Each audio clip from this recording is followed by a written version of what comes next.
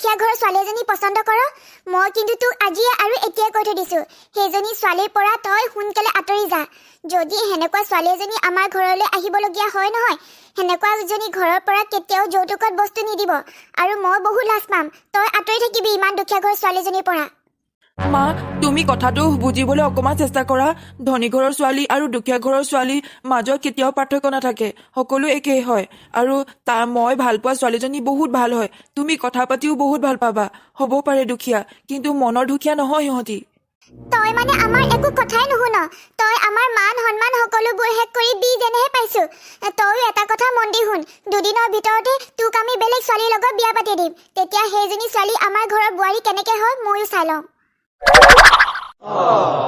চম্পা মই তোমাক সকলোবোৰ কথা প্ৰথমৰ পৰা শেষলৈ ক'লো যদি আমি এতিয়াই মন্দিৰত বিয়া পাতি নলওঁ তেতিয়াহ'লে কিন্তু মোৰ ঘৰৰ মানুহে দুদিনৰ ভিতৰতে মোক বেলেগ ছোৱালীৰ লগত বিয়া পাতি দিব আৰু তাৰ পিছত আমি কেতিয়াও লগ নাপাম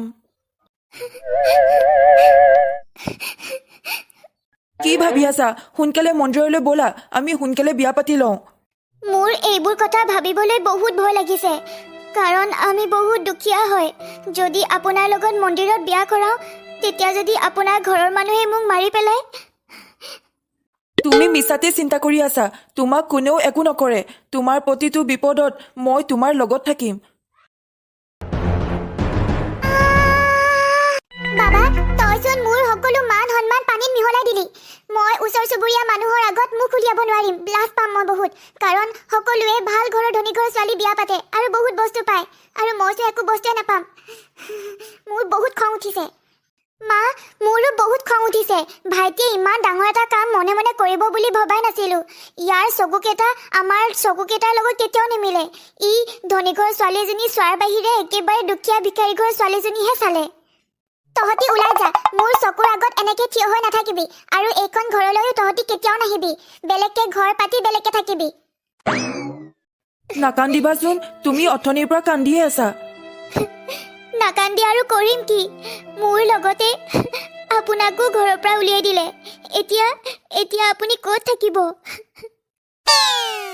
ঘৰৰ ওচৰতে এটা জুপুৰি ঘৰ বনাই হ'লেও তাতে থাকিব লাগিব নহ'লে মই ক'ত যাম ক'ত থাকিম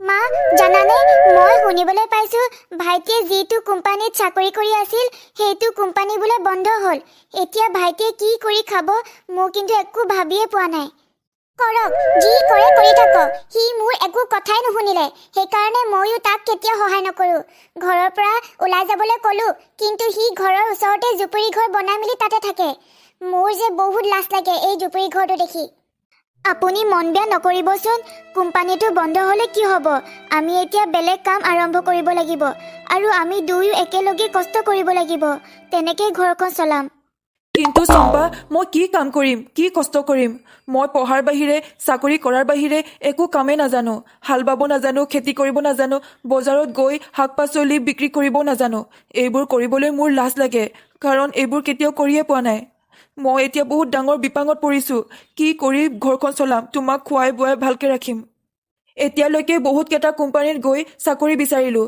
কিন্তু কোনো এটা কোম্পানীৰ পৰা একো উত্তৰে পোৱা নাই আপুনি একো কৰিব নালাগে মই কাম কৰিম মই কষ্ট কৰি ঘৰখন চলাম আপুনি কেৱল ভাল চাকৰি এটাৰ কাৰণে ভালকৈ পঢ়ক ভালকৈ পৰীক্ষা দিলেহে ভাল চাকৰি পাব তুমি কাম কৰিবা আজিৰ পৰা মই কাম কৰিম মই বজাৰত গৈ মাছ বিক্ৰী কৰিম কাৰণ সৰুৰ পৰা দেখিছোঁ দেউতা মায়ে কেতিয়াবা বজাৰত গৈ একেলগীয়া শাক পাচলি বিক্ৰী কৰে নহ'লে কেতিয়াবা পুখুৰীৰ মাছ ধৰিলে মাছ বিক্ৰী কৰে তেনেকেই ঘৰখন চলাইছিল আজিৰ পৰা ময়ো তেনেকুৱাই কৰিম তেনেকেই ঘৰখন চলাম জল দেৱতা মোৰ জালত এজনী নহ'লেও দুজনী মাছ উঠুৱাই দিবা তেতিয়া সেইজনী মাছ বিক্ৰী কৰি মই ঘৰলৈ চাউল দাইল আনিব পাৰিম হে প্ৰভু মাছ এজনী হ'লেও পালে হয় আৰু আজি বা দুজনীকৈ ডাঙৰ ডাঙৰ মাছ এইকেইজনী বিক্ৰী কৰিলে বজাৰত 100 টকা নহ'লে 200 টকা পামেই মই আপুনি শুনিছেনে শইকীয়ানী বাইদেউৰ ল'ৰাটোৱে বিয়া পতা এসপ্তাহ হৈছিলহে এতিয়া ঘৈণীয়েকজনীয়ে বজাৰত গৈ মাছ বিক্ৰী কৰিছে মই আজি বজাৰত গৈ নিজ চকুৰে দেখিছোঁ কি যে কৰিছে নহয় অলপো লাজ নাই সিহঁতৰ কি আপুনি সঁচাকে কৈছেনে? ন ছোৱালীজনীক আমি চাবলৈ যোৱাই নাই আৰু সিহঁতৰ ইমান বেয়া দিন আহিছেনে যে বোৱাৰীজনীক বজাৰত গৈ মাছ বিক্ৰী কৰোৱাইছে? নাজানো আৰু সিহঁতৰ কথা। শইকীয়ানীয়ে দেখোন মোৰ আগত কৈয়ে আছিল ল'ৰাটো ধনী ঘৰৰ ছোৱালী এজনীৰ লগত বিয়া কৰাই দিম আৰু দহেজতো বহুত বস্তু পাব, গাড়ী এখন পোৱাৰ কথাও কৈ আছিলে। এতিয়া একেবাৰে দুখীয়া ঘৰৰ ছোৱালীজনীকহে বিয়া কৰালে ল'ৰাটোৱে। আৰু মই শুনিবলৈ পাইছোঁ শইকীয়ানীয়ে ল'ৰা আৰু বোৱাৰীক ঘৰৰ পৰা উলিয়াই দিলে, সেইকাৰণে জুপুৰি ঘৰ এটা বনাই বাহিৰতে থাকে বোলে। এয়া দেখোন বহুত ইণ্টাৰেষ্টিং হৈ আছে। সিহঁতৰ ঘৰলৈ গৈ কথাবোৰ ভালকৈ জানিব লাগিব। কিন্তু যি কি নহওক মোৰ কিন্তু এইবোৰ কথা শুনি বহুত ভাল লাগিছে। চি শইকীয়ানী, আজি কি যে দেখিলোঁ নহয়। তাইৰ মান সন্মান নাথাকিলে নাই, কিন্তু তহঁতৰতো মান সন্মান তাই পানীত পেলাব নালাগিছিল। এনেকৈ বজাৰত মাছ বিক্ৰী কৰি থাকে নেকি নতুনকৈ বিয়া হোৱা ন ছোৱালীজনীয়ে? কি তাই মাছ বিক্ৰী কৰিছে? আমাৰ দেখোন মান সন্মান একোৱে তাই নাৰাখিলে। তাকেহে আপোনাৰ কথাটো সিহঁতি ভাবিব লাগিছিলে। এনেকৈ বজাৰত মুকলি আকাশৰ তলতে মাছ বিক্ৰী কৰি আছে, মাছ লৈ যাওক তেনেকৈ কৈ আছে। বৰ লাজৰ কথা দেই। শইকীয়ানী, আপুনি সিহঁতক দূৰত ৰাখিয়ে বেয়া কৰিছে। সিহঁতক ঘৰৰ পৰা উলিয়াই দিব নালাগিছিল। সিহঁতক পুনৰ ঘৰলৈ মাতি দিয়ক, তেতিয়া হয়তো আপোনাৰ বোৱাৰীজনীয়ে মাছ বিক্ৰী কৰিবলগীয়া নহয়। নাই, মাছ বিক্ৰী কৰাজনীক মই কেতিয়াও আমাৰ ঘৰত সোমাবলৈ নিদিওঁ, কিন্তু মই কিবা নহয় কিবা এটা উপায় উলিয়াই মাছ বিক্ৰী কৰাটো বন্ধ কৰিব লাগিব। হেৰি শুনিছে, আপুনি কিমান আৰু কিতাপ নপঢ়ে, এতিয়া আৰু শুই থাকক। মোৰো বজাৰত বহি বহি মোৰ কঁকাল বিষাই গৈছেগৈ। মই কিন্তু শুই যাওঁ দেই। জানানে, অহাকালি ডাঙৰ কোম্পানী এটা ইণ্টাৰভিউ আছে। যদি মই ইণ্টাৰভিউ ভাল কৰোঁ তেতিয়াহ'লে ময়ে চাকৰি পাম আৰু মাহেকত 2 লাখ টকাকৈ দৰমহা দিব। কি 2 লাখ টকা? তেনেহ'লে আপুনি এতিয়া পঢ়ক, যেতিয়াই টোপনি ধৰে তেতিয়াই শুই থাকিব, কিন্তু ইণ্টাৰভিউ ভালকৈ দিব। মা, তুমি এতিয়া কি কৰিবা? মোৰ কিন্তু কথাবোৰ শুনি বহুত লাজ পাইছোঁ। কি যে হ'ব নহয়, এনেকুৱা কাম কৰিব লাগে নেকি? বজাৰত মাছ বিক্ৰী কৰা আমি ইমান তলতীয়া মানুহ নহয়। তাই মোৰ ল'ৰাটোক কাঢ়ি নিলে আৰু এতিয়া মোৰ সমাজত থকা মান সন্মানখিনিও কাঢ়ি নিছে। মই এতিয়া এনেকুৱা এটা কাম কৰিম যিটোৰ কাৰণে তাই আৰু কেতিয়াও জীৱনত মাছ বিক্ৰী কৰিব নোৱাৰিব বজাৰত।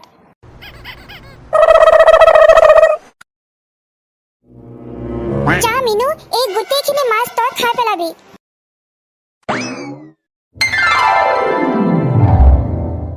হেৰি, আপুনি ইণ্টাৰভিউ ভালকৈ দিব দেই।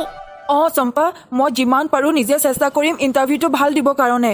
যদি মই এই চাকৰিটো পাই যাওঁ তেতিয়া তোমাক এই জুপুৰি ঘৰটোত কেতিয়াও নাৰাখোঁ, ভাল ধুনীয়া ডাঙৰ ঘৰত ৰাখিম আৰু বজাৰত গৈ কেতিয়াও মাছ বিক্ৰী কৰিবলৈও তোমাক নিদিওঁ। ঠিক আছে বাৰু, ময়ো এতিয়া বজাৰত গৈ মাছখিনি বিক্ৰী কৰি থৈ আহোঁগৈ। এয়া কি হৈ গ'ল? মইচোন দৰ্জা ভালকৈ মাৰিছিলোঁ, তথাপিতো মেকুৰী কেনেকৈ সোমালে? মই এতিয়া বজাৰত কেনেকৈ মাছ বিক্ৰী কৰিম?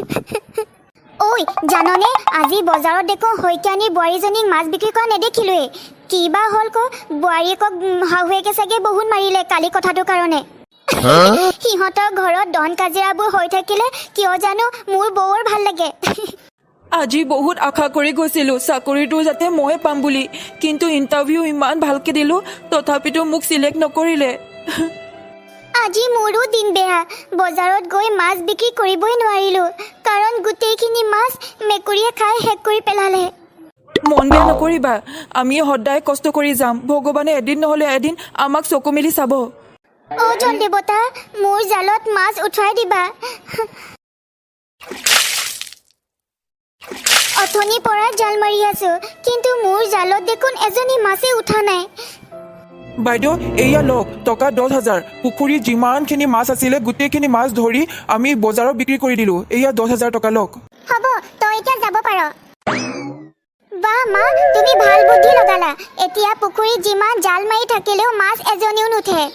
আপুনি জানেনে, ইমান ডাঙৰ পুখুৰীত মই আধা ঘণ্টামান জাল মাৰি থাকিলোঁ, কিন্তু মোৰ জালত এজনী মাছে নুঠিলে। মাছবোৰ ক'লৈ গ'ল জানো পাই। যদি মাছ বিক্ৰী কৰিব নোৱাৰোঁ তেতিয়াহ'লে বজাৰত শাক পাচলিকে বিক্ৰী কৰিব লাগিব। ৰ'ব, আপোনালৈ মই গৰম পানী লৈ আনোগৈ। পানী অকণমান খালেহে আপোনাৰ কাহটো ৰখিব। এয়া মই কি দেখিছোঁ মই গছত মাছবোৰ ওলমি আছে। মই একো বুজিয়ে পোৱা নাই। এয়া মোৰ চকু ওপৰতো বিশ্বাস হোৱা নাই। এয়া আমি কি দেখিছো? গছত জানো মাছ লাগে? মোৰ যে বহুত ভয়হে লাগিছে। তোমালোকে ভয় নকৰিবা, মই তোমালোকক সহায় কৰিবৰ কাৰণেহে আহিছো। এইজোপা গছত সদায় 100জনীকৈ মাছ লাগিব আৰু এইকেইজনী মাছ বজাৰত বিক্ৰী কৰিব পাৰিবা তোমালোকে। তোমালোক দুয়ো মিলি আজিৰ পৰা মাছৰ ডাঙৰ ব্যৱসায় এটা কৰিবৰ কাৰণে চিন্তা কৰা, কাৰণ এইজোপা গছত সদায় মাছ লাগিয়ে থাকিব, কেতিয়াও মাছ শেষ হৈ নাযায়। দেখিলা নহয় চম্পা, আমাক ভগৱানে কেনেকে সহায় কৰিছে। আজিৰ পৰা আমি দুয়ো মাছৰ ডাঙৰ ব্যৱসায় এটা আৰম্ভ কৰিম।